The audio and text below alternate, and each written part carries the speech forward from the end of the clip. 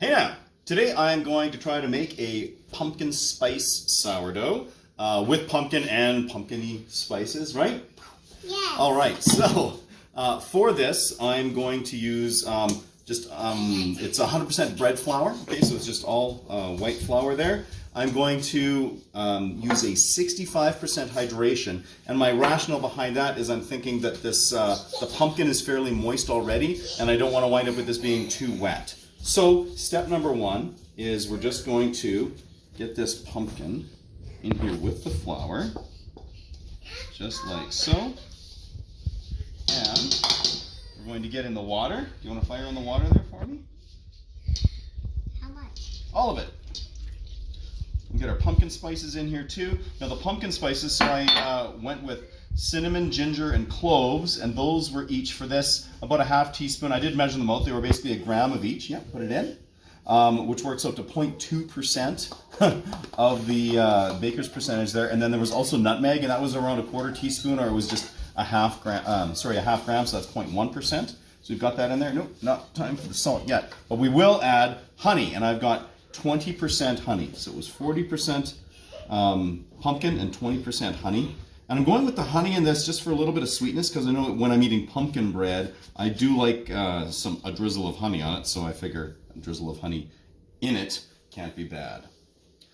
I'm also going to add some toasted pumpkin seeds. Now, I didn't have as many pumpkin seeds as I wanted. Really, it's only, it works out to 3.5%. I probably would have liked to have at least 8 to 10%, and I would have normally added that during a lamination phase. Go ahead. But since I have so few here, I'm just going to add it like this. So I'm just going to play around here and get this all incorporated for a couple of minutes, and when we come back, you'll see what this hot mess looks like.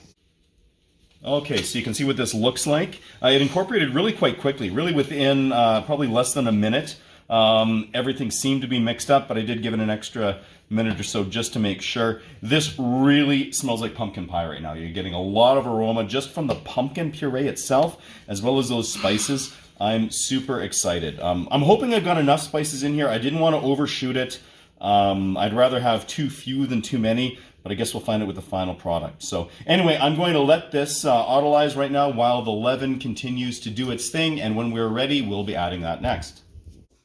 All right, so we've had a few hours of autolyze here, and I'm ready to add my leaven. So this leaven's been going for about 6 or 7 hours now. If you want to check my video on how I like to make leaven, that is available for you. I'm going to put in somewhere around 125 or so grams. Yeah, that'll just be the rest of this, of the starter here, or the leaven. And I'm going to then incorporate it. I just like to moisten my hands here with a little filtered water. It's a little bit less sticky. Ooh. Oh man, this is like super moist.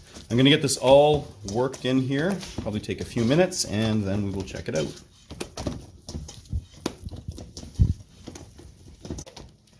All right, so that's been a few minutes, just wrapping up there.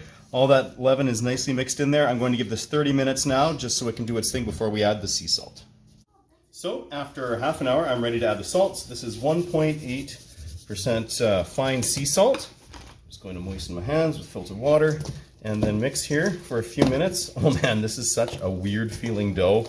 It's almost kind of pillowy already, which I know isn't from the leaven or anything like that, but just the texture's funky, I believe because of that pumpkin. Awesome, so I'll get this all mixed up, get all that salt in there, and I'm going to cover it up and give it another half hour, and then we will be ready for a stretch and fold. Okay, so after 30 minutes, it's time for the first stretch and fold. Woo! This is a very wet, very stretchy dough. We're going to need quite a few folds, I think, just to build some strength here. All right, but anyway, that's done, so I'm going to give it 30 minutes and I'll come back. So after half an hour, I'm going to do another stretch and fold on this. Ooh, texture is still hilarious to work with. Just going to do one more stretch here, and after this I will cover it up. I'll give it another half hour, and then it'll either be a stretch or a coil fold to see how it feels. All right, so I'm going to attempt to start the coil folds on this here. Okay, so just bringing it up, letting it tuck underneath. Nice.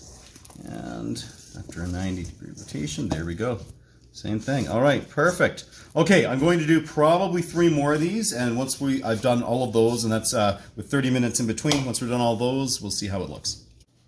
Okay, so after 3 stretch and folds and then waiting an additional half an hour, after all of that, this pumpkin sourdough is looking super nice and jiggly and ready for a quick bench rest. So I'm just going to get it out onto the counter here. Beautiful. And I'm going to do a quick shaping.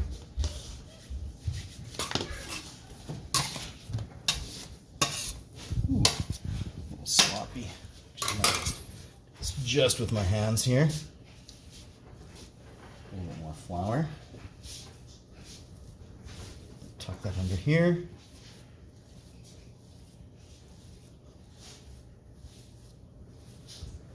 Okay, so I'm just going to let this sit for maybe about 10 minutes or so, and then I'll give it a final shaping.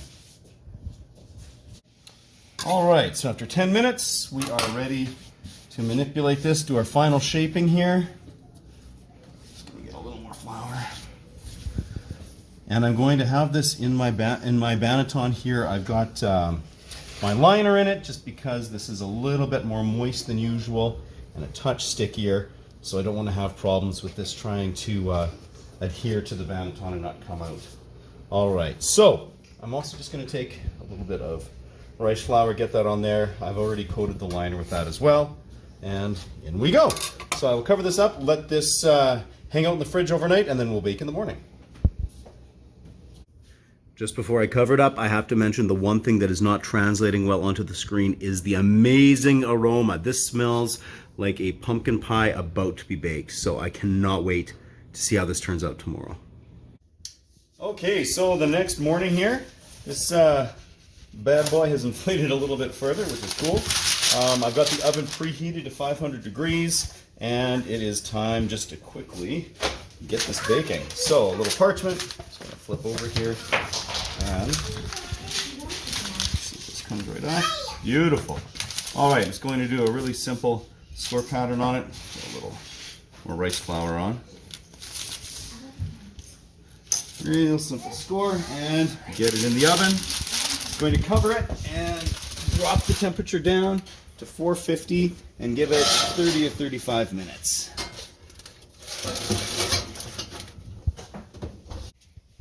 All right, so it has been 30 minutes, so let's pop off the cover here.